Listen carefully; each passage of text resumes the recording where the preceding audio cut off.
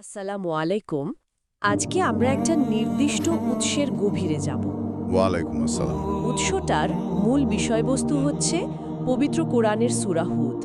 মানে এই সূরার ভেতরের শিক্ষা আর সতর্ক বাণীগুলো আসলে কি সেটা একটু বোঝার চেষ্টা করব আমরা। হ্যাঁ, আমাদের লক্ষ্য থাকবে উৎসটা এই বিষয়গুলোকে কিভাবে দেখছে সেটার গুরুত্বপূর্ণ দিকগুলো নিয়ে কথা বলা। এই উৎসটার নাম মানে লেখাটার শিরোনাম হচ্ছে সূরা হুদের শিক্ষা ও সতর্ককরণ। এটা বেশ কিছু ইন্টারেস্টিং পয়েন্ট তুলে ধরেছে। ঠিক, আমরা চেষ্টা করব সেটার আলোকেই সূরা হুদের মূল বার্তা আর এর তাৎপর্য নিয়ে আলোচনা করতে। আলোচনার শুরুতেই উৎসটাতে একটা তুলনার কথা বলা হয়েছে, তাই না? মানে সূরা হুদের সাথে তার আগের সূরা ইউনুসের মিলের কথা। হ্যাঁ হ্যাঁ, বলা হয়েছে যে দুটোতেই দাওয়াত আছে, নসিহত আছে, আবার ইনজার বা সতর্কবাণীও আছে। বিষয়বস্তুর দিক থেকে বেশ মিল। কিন্তু উৎস বলছে এটা বড় পার্থক্যও আছে। ঠিক, আর পার্থক্যটা কিন্তু খুব গুরুত্বপূর্ণ। মানে মিল তো আছেই, কিন্তু উৎস জোর দিচ্ছে যে সূরা হুদে এই সতর্কবাণীর সুরটা সেটা অনেক বেশি কঠোর, অনেক জোরালো। ওহ আচ্ছা, মানে সূরা ইউনুসেও সাবধান করা হয়েছে, কিন্তু সূরা হুদে এসে ব্যাপারটা আরও তীব্র। একদম, উৎস বলছে এই সূরার সতর্কবাণী যেন এক চূড়ান্ত রূপ পেয়েছে, এর তীব্রতা অনেক বেশি। এই যে কঠোরতার কথা আসছে, এটার সমর্থনে উৎস তো একটা ঐতিহাসিক ঘটনা উল্লেখ করেছে, তাই না? হযরত আবু বকর রাদিয়াল্লাহু তাআলা এর সেই প্রশ্নটা। হ্যাঁ, খুবই প্রাসঙ্গিক ঘটনা।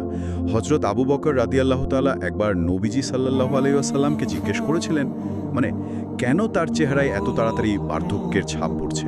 আর নবীজির উত্তরটা ছিল অসাধারণ। ঠিক তাই, তিনি বলেছিলেন সূরা হুদ এবং এর মতো আরও কিছু সূরা আমাকে বৃদ্ধ করে দিয়েছে। এই একটা কথাই তো অনেক কিছু বলে দেয়। উৎস এর কারণ ব্যাখ্যা করতে গিয়ে বলছে সময়টা ছিল খুব কঠিন। মক্কার কুরাইশরা তখন নবীজি সাল্লাল্লাহু আলাইহি ওয়াসাল্লাম আর তার সঙ্গীদের উপর কি পরিমাণ অত্যাচার চালাচ্ছিল। ইসলামকে একদম শুরুতেই শেষ করে দিতে চেয়েছিল তারা। হ্যাঁ, একদিকে এই চরম নির্যাতন, আর অন্যদিকে নবীজি সাল্লাল্লাহু আলাইহি সাল্লামের নিজের মনেও একটা গভীর চিন্তা ছিল। কিসের চিন্তা? তিনি বুঝতে পারছিলেন যে আল্লাহ হয়তো তার জাতিকে, মানে যারা অবাধ্য ছিল তাদের শুধরে নেওয়ার জন্য একটু সময় দিচ্ছেন, একটু অবকাশ। কিন্তু তিনি ভয় পাচ্ছিলেন যে এই সময়টা হয়তো শেষ হয়ে আসছে। একদম, এই উৎসের ব্যাখ্যা অনুযায়ী তিনি আশঙ্কা করছিলেন যে লোকেরা হয়তো এই সুযোগটা কাজে লাগানোর আগেই, মানে তওবা করার আগেই আল্লাহর চূড়ান্ত শাস্তি বা আযাব চলে আসবে। নিজের জাতির ধ্বংসের এই আশঙ্কা, এটাই কি তার বার্ধক্যের কারণ? হ্যাঁ, উৎস সেটাই বলছে। এই উদ্বেগ, এই ভারটাই তার চেহারায় ছাপ ফেলেছিল। এই প্রেক্ষাপটটা জানলে সূরা হুদের কঠোর বার্তার গভীরতাটা আসলে বোঝা যায়। পটভূমিটা সত্যিই গুরুত্বপূর্ণ। আচ্ছা, তাহলে এবার মূল বার্তার দিকে আসি।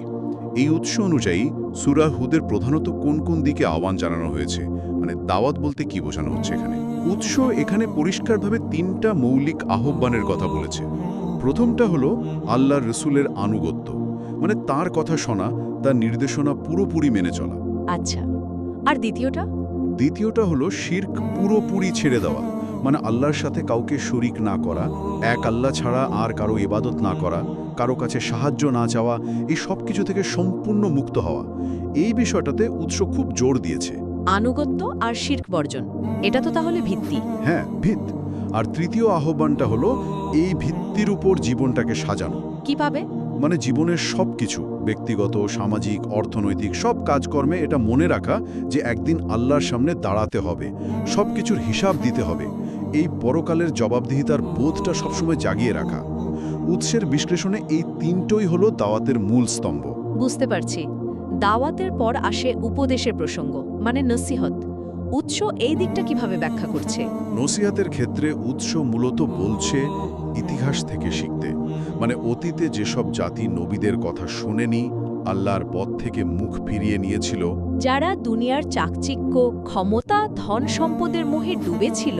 হ্যাঁ ঠিক তাই, তাদের করুণ পরিণতির কথা স্মরণ করিয়ে দেওয়া হচ্ছে। উৎস বলছে দেখো তাদের কি হয়েছিল, তাদের ভুলগুলো থেকে শিক্ষা নাও। নিজেদের পথটা নিয়ে চিন্তা করতে বলা হচ্ছে। একদম, যাতে আমরা জেনে বা না জেনে সেই একই ভুল পথে পা না বাড়াই। এটা আসলে বর্তমানকে শোধরানোর জন্য অতীতের আয়না দেখানো আর কি। দাওয়াত গেল, নাসিহাত গেল, এবার আসি সেই কঠোর সতর্কবার্তার কথায় ইনজার। উৎসে একটা ইন্টারেস্টিং পর্যবেক্ষণ দেখলাম। শাস্তি আসতে দেরি হচ্ছে দেখে অনেকে হয়তো ভুল ভাবে। হ্যাঁ, এটা একটা খুব গুরুত্বপূর্ণ পয়েন্ট। উৎস বলছে এই যে শাস্তি আসতে দেরি হচ্ছে, এটা আসলে আল্লাহর পক্ষ থেকে একটা সুযোগ। সুযোগ? কিসের সুযোগ? সংশোধনের সুযোগ। আল্লাহ চান মানুষ ভুল বুঝতে পেরে ফিরে আসুক। তিনি অত্যন্ত ধৈর্যশীল, তিনি সময় দেন। এটা তার করুণা, এটা তার দুর্বলতা নয়, বরং অনুগ্রহ। কিন্তু যদি কেউ এই সুযোগটা না নেয়, যদি এই অবকাশটাকে হেলায় হারায়, তাহলে উৎস বলছে পরিণতি হবে ভয়াবহ। মানে অবশ্যম্ভাবী শাস্তি আসবে। যখন আল্লাহর বেঁধে দেওয়া সময় শেষ হয়ে যাবে, তখন এমন আযাব আসবে যা থেকে পালানোর কোনো পথ থাকবে না। আর সেই শাস্তি থেকে কারা বাঁচবে? উৎস অনুযায়ী শুধুমাত্র তারাই বাঁচবে যারা আল্লাহর প্রতি ঈমান এনেছে, নবীর দেখানো পথে চলেছে, ভালো কাজ করেছে, মানে মোমেনরা। বাকি যারা সত্য প্রত্যাখ্যান করেছে তারা কেউই রেহাই পাবে না। এই বার্তাটা সূরা হুদে খুবই স্পষ্ট। এখানে আরেকটা বিষয় আমার কাছে খুব ইন্টারেস্টিং লেগেছে। উৎস বলছে এই যে দাওয়াত, উপদেশ আর বিশেষ করে এই কঠোর সতর্কবার্তা, এগুলো বলার একটা খাস ধরন আছে এই সূরায়। কি রকম? মানে সরাসরি বলার পাশাপাশি বিভিন্ন নবীর কাহিনী ব্যবহার করা হয়েছে। যেমন নূহ আলাইহিস সালাম, হুদ আলাইহিস সালাম, সালেহ আলাইহিস সালাম, লূত আলাইহিস সালাম, শুআইব আলাইহিস সালাম, মুসা আলাইহিস সালাম, এদের আর তাদের জাতির ঘটনা। এই যে গল্প বলার মাধ্যমে শিক্ষা দেওয়া, এর কারণ কি হতে পারে? এটা কুরআনের একটা দারুণ বৈশিষ্ট্য। উৎস ব্যাখ্যা করছে যে কাহিনীর মাধ্যমে বললে কথাটা মানুষের মনে অনেক সহজে ঢোকে, অনেক গভীর প্রভাব ফেলে। শুকনো তত্ত্বকথা বা আদেশের চেয়ে বাস্তব উদাহরণ অনেক বেশি আবেদন তৈরি করে। আর এই কাহিনীগুলোর মাধ্যমে আল্লাহ তার কিছু মৌলিক নীতি বা বিধান খুব স্পষ্টভাবে তুলে ধরেছেন। আর সেই নীতিগুলোর মধ্যে সবচেয়ে গুরুত্বপূর্ণ কোনটা, যেটাই উৎস বিশেষভাবে বলছে? সবচেয়ে গুরুত্বপূর্ণ যে বিষয়টা এই লেখাটিতে জোর দিয়ে বলা হয়েছে, সেটা হলো আল্লাহর বিচারের চরম নিরপেক্ষতা। মানে যখন তার শাস্তি বা ফয়সালা আসে, তখন তিনি দেখেন না কে কার আত্মীয়, কার বংশ ভালো, কার সামাজিক স্ট্যাটাস কি। তার বিচার হয় একেবারে নিখুঁত। তার মানে নবীর একেবারে কাছের মানুষ হলেও কোনো ছাড় নেই। হ্যাঁ, উৎস থেকে এই পয়েন্টটাকেই খুব জোরালোভাবে তুলে ধরেছে। যেমন ধরুন, নূহ আলাইহিস সালামের নিজের ছেলে বা লূত আলাইহিস সালামের স্ত্রী, তারাও কিন্তু আল্লাহর শাস্তি থেকে বাঁচতে পারেননি। কেন? কারণ তারা ঈমান আনেননি, নবীর কথা মানেননি। অথচ যারা ঈমান এনেছিল, তারা সমাজের চোখে যতই দুর্বল হোক না কেন, তারাই রক্ষা পেয়েছিল। সুতরাং আল্লাহর কাছে মুক্তির মাপকাঠি একটাই, ঈমান আর ভালো কাজ, কোনো দুনিয়াবি বা রক্তের সম্পর্ক নয়। নবীর ছেলে বা স্ত্রীও রেহাই পাননি, এটা তো আসলে আল্লাহর বিচারের নিরপেক্ষতার একটা বিরাট উদাহরণ। তার মানে তো এই দাঁড়ায় যে ঈমানের দাবিটা অনেক বড়। নিঃসন্দেহে এই উৎসের ভাষ্য অনুযায়ী ঈমানের দাবি এটাই যে যখন সত্য মিথ্যার প্রশ্ন আসবে, আল্লাহর বিধান মানা না মানার প্রশ্ন আসবে, তখন একজন মুমিন তার দুনিয়ার সব সম্পর্ক, রক্তের বাঁধন, আত্মীয়তা, বন্ধুত্ব, সবকিছুর ওপরে ঈমানের বন্ধনকে জায়গা দেবে। কারণ পরকালে তো এই ঈমানের সম্পর্কটাই কাজে দেবে। ঠিক, ইসলামে রক্তের সম্পর্কের গুরুত্ব অবশ্যই আছে, কিন্তু সেটা কখনো ঈমানের চেয়ে বড় হতে পারে না। এই দুনিয়াবী সম্পর্কের ভিত্তিতে কাউকে বেশি গুরুত্ব দেয়া বা অন্যায় সুবিধা দেয়া, এটা ইসলামের চেতনার সাথে যায় না। এই যে ঈমানকে দুনিয়ার সম্পর্কের ঊর্ধ্বে স্থান দেওয়ার শিক্ষা, এটা কি শুধু কথার কথা ছিল, নাকি এর কোনো বাস্তব উদাহরণও আছে ইসলামের ইতিহাসে? উৎস কি কিছু বলেছে এ নিয়ে? হ্যাঁ, উৎস একটা খুবই শক্তিশালী বাস্তব উদাহরণ দিয়েছে, সেটা হলো বদরের যুদ্ধ। বদরের যুদ্ধ? হ্যাঁ, এই সূরা হুদ নাজিল হওয়ার মোটামুটি 4 বছর পরই কিন্তু বদরের যুদ্ধটা হয়েছিল। আর সেই যুদ্ধে সাহাবীরা আসলেই প্রমাণ করে দিয়েছিলেন যে ঈমানের বাঁধন তাদের কাছে দুনিয়ার সব আত্মীয়তার চেয়ে অনেক বেশি দামি, অনেক বেশি শক্তিশালী। বদরের ময়দানের অবস্থাটা ভাবলেই তো অবাক লাগে। বাবা লড়ছেন ছেলের বিরুদ্ধে, ভাই লড়ছেন ভাইয়ের বিরুদ্ধে, চাচা লড়ছেন ভাতিজার বিরুদ্ধে। এরকম কত যে রক্তের সম্পর্ক মুখোমুখি হয়েছিল। একদিকে আল্লাহর রাসূল সাল্লাল্লাহু আলাইহি ওয়াসাল্লাম আর তার অল্প কিছু সাথী, যাদের অনেকেই ছিলেন গরিব, দুর্বল। আর অন্যদিকে মক্কার শক্তিশালী কুরাইশ বাহিনী, যাদের মধ্যে অনেকেরই মুসলমানদের সাথে রক্তের সম্পর্ক ছিল। কিন্তু যুদ্ধের ময়দানে মুসলমানরা সেই সম্পর্কের দিকে তাকাননি। তারা আল্লাহর আদেশ আর ঈমানের দাবিকেই সবচেয়ে বড় মনে করেছিলেন, বাতিলের বিরুদ্ধে দাঁড়িয়েছিলেন। উৎস বলছে এটাই ছিল সূরা হুদের শিক্ষার একটা বাস্তব চেহারা, যেখানে ঈমানের বন্ধনই ছিল আসল পরিচয়। তাহলে এতক্ষণের আলোচনা থেকে আমরা যদি সূরা হুদের মূল শিক্ষা আর সতর্কবাণীগুলোকে আরেকবার একটু গুছিয়ে নিই এই উৎসের আলোকে। অবশ্যই উৎসের বিশ্লেষণ থেকে আমরা দেখলাম সূরা হুদের প্রধান বৈশিষ্ট্য হলো এর খুবই কঠোর, মানে একেবারে দ্ব্যর্থহীন সতর্কবার্তা। যারা আল্লাহর পথ থেকে সরে যাবে তাদের জন্য যে কঠিন পরিণতি অপেক্ষা করছে তা খুব স্পষ্টভাবে বলা হয়েছে।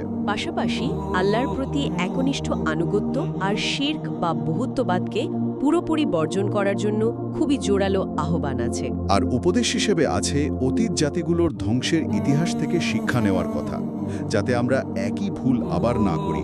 আর এগুলো বলা হয়েছে নবীদের কাহিনীর মাধ্যমে, যা বিষয়টাকে আরও মনে রাখার মতো করে তুলেছে।